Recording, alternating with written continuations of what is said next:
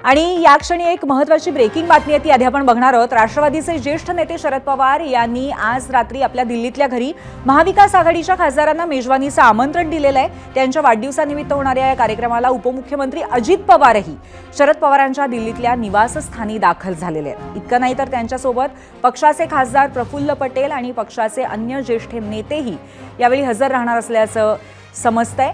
आणि अजित पवार हे दिल्लीला पोहोचलेले आहेत।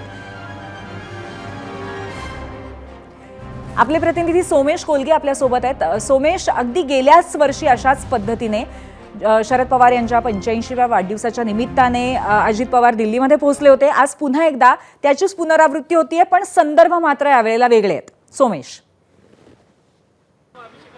नक्कीच पूर्वी शरद पवारांचा वाढदिवस हा 12 डिसेंबर रोजी असतो, परंतु यावेळी 12 डिसेंबरला शुक्रवारचा दिवस आहे आणि त्यामुळे ते त्या दिवशी शक्यता आहे की कदाचित ते पुन्हा मुंबईला जातील आणि त्यामुळे आजच सर्व नेत्यांना, आता आपण पाहतोय मनीष तिवारी इथे पोहोचलेत, अनेक सर्वांना आज निमंत्रण देण्यात आले। राष्ट्रवादी काँग्रेस शरद पवारांच्या पक्षाकडून त्यांच्या वाढदिवसानिमित्त इथे मेजवानी ठेवण्यात आलेली आहे आणि त्यासाठी महाविकास आघाडीचे सगळे खासदार पोहोचलेत।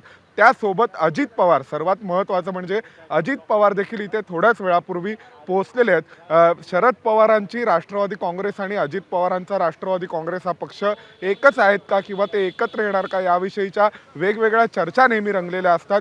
यावेळी अजित पवार स्वतः इथे पोहोचलेत। अजूनपर्यंत प्रफुल्ल पटेल आणि सुनील तटकरे आलेले नाहीत। आता आपण पाहतोय तर अजूनही महत्त्वाचे नेते हे इथे शरद पवारांच्या निवासस्थानी त्यांच्या जन्मदिनानिमित्त पोहोचत आहेत। आणि आपण जर पाहिलं तर या नेत्यांमध्ये NDAच्याही काही नेत्यांचा समावेश आहे आणि त्याशिवाय रवनीत सिंग बिट्टू जे NDAचे मंत्री आहेत ते देखील इथे पोहोचलेत। आणि अजित पवार हे या वाढदिवसाच्या निमित्त 6 जनपथला येणार का, हा जो प्रश्न विचारला जात होता किंवा या प्रश्नाकडे सगळ्यांचं उत्तर होतं। आपल्या माहितीप्रमाणे ते येण्याची शक्यता होती आणि ती शक्यता खरी झालेली आहे। अजित पवार देखील 6 जनपथवर दिल्लीमध्ये शरद पवारांच्या निवासस्थानी त्यांच्या जन्मदिनानिमित्त पोहोचलेले आहेत। विशेष म्हणजे गेल्या वेळी जेव्हा ते आले होते तेव्हा 12 डिसेंबरच्याच दिवशी शरद पवारांचा जन्मदिन हा 6 जनपथवर साजरा होत होता। यावेळी 12 डिसेंबरला शुक्रवार असल्यामुळे शरद पवार मुंबईला जाऊ शकतात आणि त्यामुळे आजच या सगळ्यांना मेजवानीचं आमंत्रण दिलं आणि इथे अजित पवार आलेले आहेत। आपण पाहू शकतो आता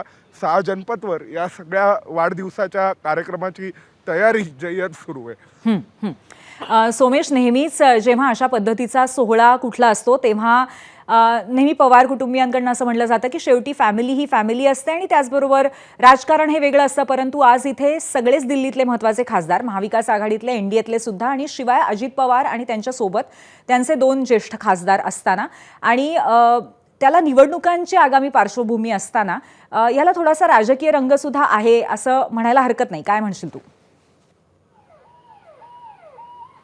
नक्कीच याला राजकीय रंग आहे, कारण ज्या पद्धतीने शरद पवारांचा राष्ट्रवादी काँग्रेस हा पक्ष आणि अजित पवारांचा राष्ट्रवादी काँग्रेस हा पक्ष एकच असल्याचं म्हटलं जातं। आता कमलनाथ तो आप उनको बर्थडे विश करने आए हैं सर? हाँ, बर्थडे विश करने आया हूँ।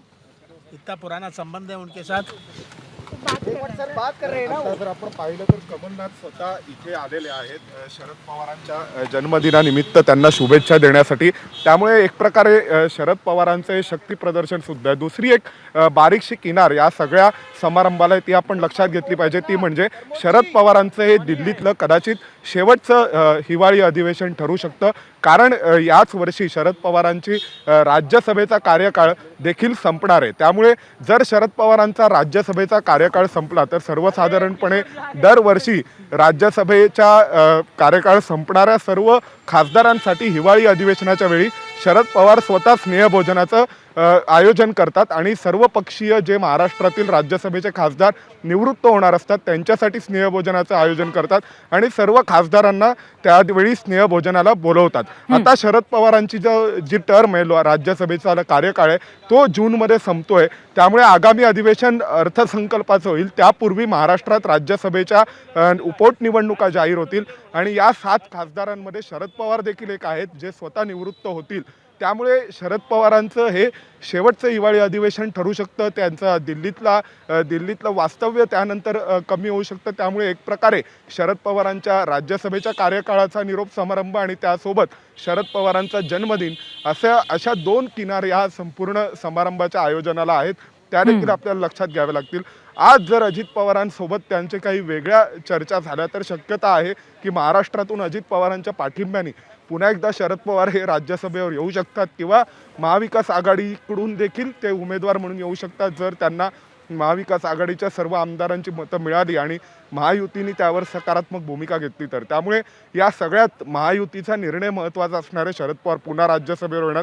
त्यामुळे त्यांचा जन्मदिवस, त्याशिवाय दोन्ही राष्ट्रवादी काँग्रेस एकत्र येणं आणि शरद पवारांच्या राज्यसभेचा कार्यकाळ संपतोय त्यामुळे असलेलं त्यांचं एक शेवटचं एक प्रकारचं अधिवेशन दिल्लीतलं.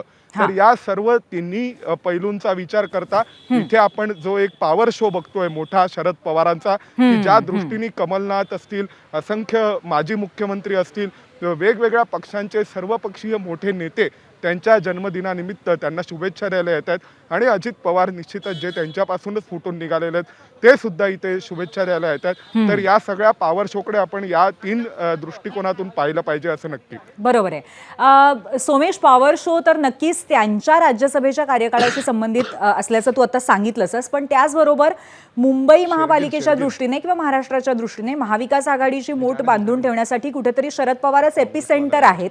त्याही दृष्टीने इथे काही चर्चा हालचाल होऊ शकते का? त्याही दृष्टीने हा पॉवर शो आहे का? नक्कीच, कारण यंदाची जी विधानसभेतली परिस्थिती आहे त्यानुसार महाविकास आघाडी ही कशी बशी एकमेव खासदार राज्यसभेवर पाठवू शकते. इतकं कमी संख्याबळ महाविकास आघाडीकडे विधानसभेत आहे. ते सुद्धा एकत्रितपणे ते एकमेव खासदार पाठवू शकतात, कारण 7 खासदार निवृत्त होणार आहेत महाराष्ट्रातले आणि जर त्यांच्या पोटनिवडणुका जाहीर झाल्या तर मग 288/7 + 1 असा जर आपण आकडा काढला तर 42-43 इतके आमदार ज्यांच्याकडे आहेत ते लोक त्यानुसार खासदार पाठवू शकतील अशी परिस्थिती आहे.